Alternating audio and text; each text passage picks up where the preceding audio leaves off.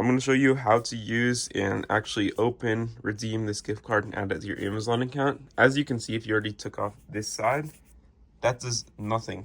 That does absolutely nothing. So what you want to do is you just want to like fold this open, and as you can see, there's actually a gift card inside of this thing. Okay, I can't do it with the camera, but you can see there's a gift card that was inside of this thing right there. So once you have your gift card, you just want to go to the Amazon website and you just want to type in Amazon gift card. Sorry, the bell's ringing.